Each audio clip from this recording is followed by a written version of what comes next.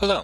This presentation will provide context for understanding the Declaration of Independence by discussing colonial American society, colonial politics and American political theory, and finally the events leading up to the writing, approval, and public presentation of the Declaration. So let's go ahead and let's get started with an overview of colonial American society in the 1760s. And we start there because in 1763, Great Britain had finally secured its empire in North America. With a victory over the French in what we know as the French and Indian War, Great Britain claimed all of the territory in North America east of the Mississippi River. And that's what you see on the map here. The red line indicates territory, the territorial boundaries of the 13 colonies. Now, during this period in colonial America, society was already developing into social hierarchies, and we can also talk about the different ethnic groups that are settling the country at this time. And that's what this map presents. It presents settlement by immigrant groups between 1680 and 1760, basically showing that there is a mixture of different ethnic groups, people of African descent, people of English or Scottish descent, people of German, Dutch, or French descent, as well as other ethnic groups such as Jews, Swedes, and the Welsh. So all these various ethnic groups are coming to the Americas, coming to England, Great Britain's American colonies, and trying to create lives for themselves. Land was the main attraction for those free immigrants. And wealth was the reason why so many Africans are enslaved and brought to the American colonies so that they can produce the agricultural commodities that will make landowners wealthy. So with that said, let's talk a little bit about these social hierarchies at work. At the top of society are the elites, the wealthy landowners in both the North and the South, commonly referred to as the gentry. That's how the elites in England were referred to as well. And all the Americans are not aristocrats. They like to think that they are. So they live in a manner that they feel befits their wealth and social status. The next level down in terms of the social hierarchy would be people that were known at the time as the middling sort. Now, these were mainly people that you would find living in towns and cities. They were skilled craftsmen, they had learned a trade, or else they were professionals, people who had an education, people who worked with their hands and their mind. So doctors and lawyers and teachers and clerks, people like that. This is not a middle class because it's not necessarily wealth that determines their status, but they occupy this position in urban life, without which trade or manufacturing really couldn't be carried out. At a somewhat similar level to the middling sort are the farmers. These are generally families who own some land. They don't own as much land, obviously, as the wealthier landowners, but they are independent. They own the land, but at the same time, they have to fend for themselves in terms of surviving off of the land. But generally, they have a little bit left over that they can sell or trade. Moving down, these are still free people, but they are very poor. These would include laborers, and again, you would find these people in the countryside and in the towns and cities. So they might be agricultural laborers, they might work on the docks. Many of these people were poor or very close to being poor. And there's a variety of ways in which you could go, even if you were within the middling sort. There are a variety of ways in which you could go from working, earning a wage, or being economically independent and finding yourself among the working poor. And during the 1700s, we see this gap between the elites and the poorer members of society growing ever larger. At the lowest rungs of the social hierarchy are the bound laborers. And bound labor or unfree labor means that either by a contract or through your legal status, you are not free to move your labor, to move yourself elsewhere. Bound labor would include during this period indentured servants. These are people who signed a contract that for a certain amount of years they would work for their master, and at the end of that contract they would gain their freedom. This was usually done to pay for passage from Europe to the Americas. Slaves. By the early 1700s, slavery is defined on a racial basis. People of African descent, whether they are from Africa or they are the children of Africans born in the Americas, are in British North America beholden to slavery. There is a small free black population growing throughout the American colonies at this time, however, so I just wanted to throw that out there as well. So speaking of that, speaking of slavery, speaking of free and enslaved Africans and African Americans, we also need to take a look at the racial hierarchies that existed within colonial American society at this time. At the top of this hierarchy are people of European descent. Next would be American Indians.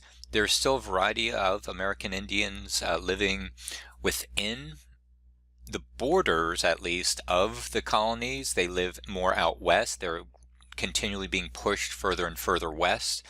And although they're not recognized as equals to European colonists and American colonists, they still are given a greater degree of respect. They have to be treated seriously because American Indian societies are capable of waging war against the American colonies, so that they would sort of be in the middle in terms of this racial hierarchy. And then people of African descent are seen as having the least amount of rights, the least amount of freedoms. So this is along with the social hierarchies that we see developing through the 1700s. We also see a racial hierarchy developing. One other thing that's occurring during this time period, and again that's why I refer you to the map in which we see all of these different ethnic groups living among and with one another. There's a process taking place known as creolization. Creolization is actually a linguistic or an anthropological term, but we can use it to think about the ways in which an American culture is being developed as these different groups of people come into contact with one another. They see how each other live. They adopt different habits or customs or traditions from one another, and this creates an American culture. With that in mind, we also need to understand the political situation during the period. And obviously, since these are colonies, at the top of the political system is the British government, known as the Crown. Now, the Crown consisted of the King, who was ruling with the British legislature, Parliament. So the King and Parliament are at the top of the British government. In terms of colonial affairs, there was a group of ministers. These were noblemen who reported to the king and advised the king on policies that should be carried out regarding the colonies. And these ministers were known as the Board of Trade. Now that word right there, trade, shows you the main importance of the colonies for the British government. It was the economic prosperity that the colonies could bring about that was of the largest concern for the British Crown. Now, the Crown would appoint governors to rule in the colonies themselves. And by the 1760s, most colonies, not all, but most colonies were royal colonies where the British Crown would appoint the governors to try to enact policy and make sure that British law was carried out. However, legislatures actually had as much, if not more, power within the colonies. And that's because the legislatures were elected by colonists. They represented the interests of the colonists within each particular colony. So they had the power to raise money to pay the governor's salary, for instance, and they used this power of the purse, as it was often referred to block any royal policies or royal legislation that might go against the interests of the legislators or the colonists that these legislators represented. And then also within the colonies themselves, there were a series of different courts. These courts took on different forms and had different responsibilities depending on what colony that we're looking at. But these judges as well were often responsive to public opinion. Now, what we need to think about that's going on at this time, this relationship between the British Crown and colonial legislatures, is that The 1700s in general, the period between roughly 1720 and the 1760s really, is a period known as salutary neglect. What this means is that as long as the colonies were producing goods and making money for merchants and officials back in Great Britain, the British Crown didn't interfere too much with what was happening within the colonies. So what this meant is that the colonists, before the French and Indian War, before the 1750s, American colonists had a great deal of political and economic independence. They could pretty much do what they wanted, even if it didn't follow the letter of the law, just as long as this wealth that's being generated within the colony, some of it makes its way to Great Britain. So this process of salutary neglect only comes to an end with the end of the French and Indian War. During the 1700s, American colonists come under the influence of two political theories that had gotten their start in Great Britain, but they have a much longer life in the colonies because they seem to illustrate the American political system. The first political theory is known as republicanism, and do not think of the Republican Party. It has nothing to do with today's Republican Party. The main aspect of republicanism is that the best government was representative government. So we see that in the American colonies this is already at work because legislatures represented the people who voted the legislators into office. But other aspects of Republican thinking are also important to understand. First of all, there's this idea that only people who are economically independent, only people who were not employed by other people, but people who had wealth, who had property, only these people made up the best citizens. That's because it was believed that only economically independent people could practice public virtue. They could act not just out of their own self-interest, but they would act for the good of the community. They would act for the common good. So public virtue is another idea that is part of Republican thinking.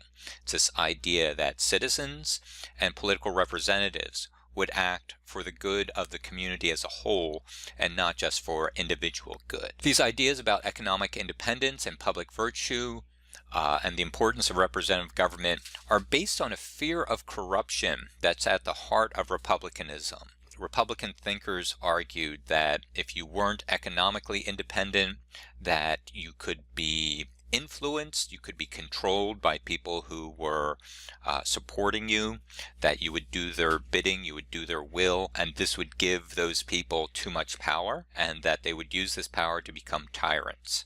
So there's a fear of corruption, a fear of tyranny that underlies Republican thinking.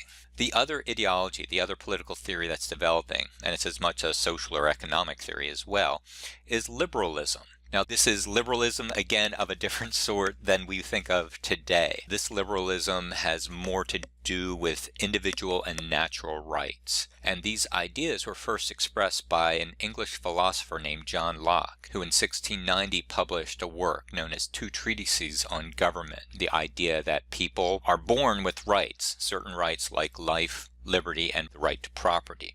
These are individual rights. Everyone is born with them.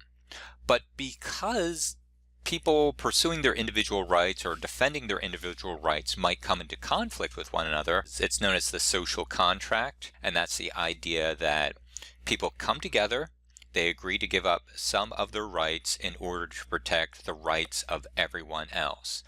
This creates civil society, and within civil society a government is formed based on the consent of everyone within that society, and the job of government is to protect the rights of everyone else. If a government doesn't do this, Locke argued, the people had the right of rebellion. They could overthrow the existing government, and they could create a new government that would once again defend people's rights. But both Republican theory and liberalism have a really strong influence in the American colonies. That's because it seems to reflect their own political situation and their own social development as well. All right, as I said, in the period after the French and Indian War from 1763 up to about 1774 or 1775, there was a period of crisis in which the British government tries to place new laws, new policies on the colonies that restrict the autonomy, the independence of the colonists. Now, the British government felt that it had the right to do this because colonists were subjects, and the British government made the laws for everyone within the empire.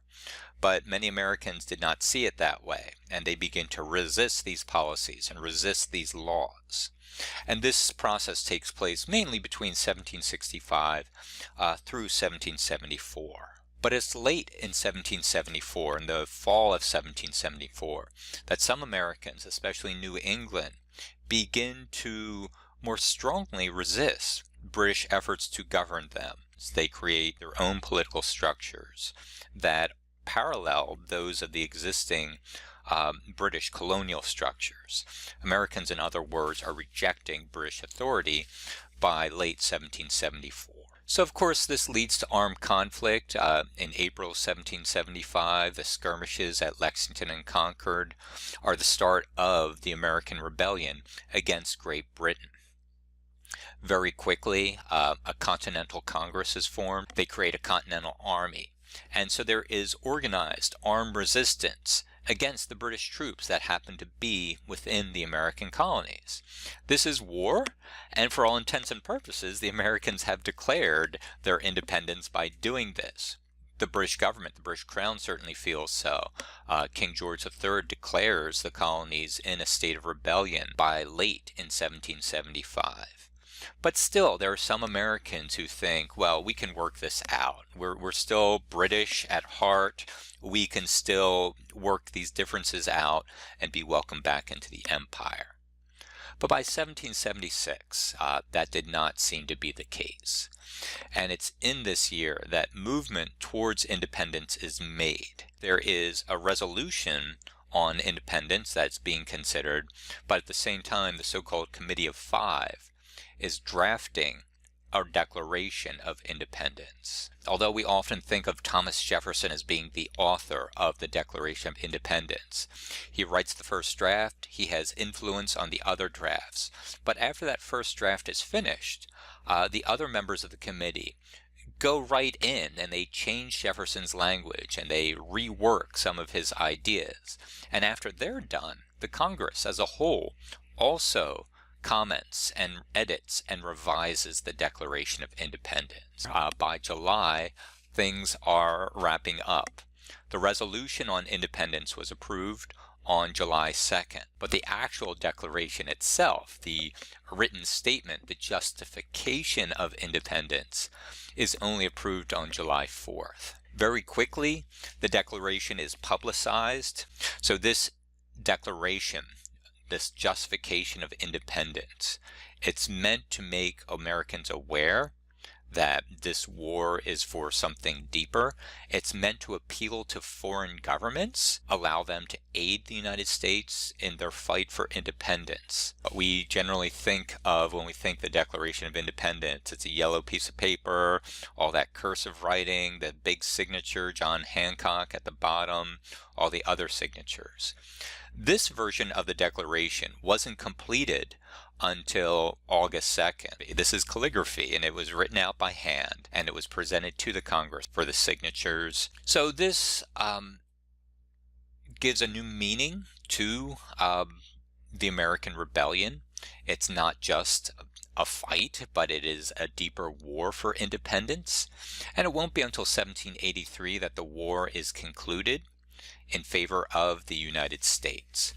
That's a whole different story altogether. We're not going to get into it for this presentation. But what the war also does is the war for independence creates a civil war.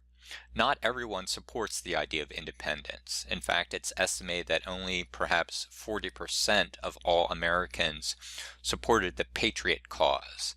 And the Patriots, that's the name that the people who wanted independence gave themselves. People who still supported Great Britain were known as loyalists. Some American loyalists stayed within the United States. Others, if they could afford it, went to England during the war. And then finally, within the United States, you have many people who wanted to remain neutral, whether it's for religious reasons or because they were just so far removed from everyday political life that the revolution had no effect on them. So what this means is that there are a lot of people who don't necessarily agree that, yes, we need to fight for our independence, we need our independence. Thanks for listening.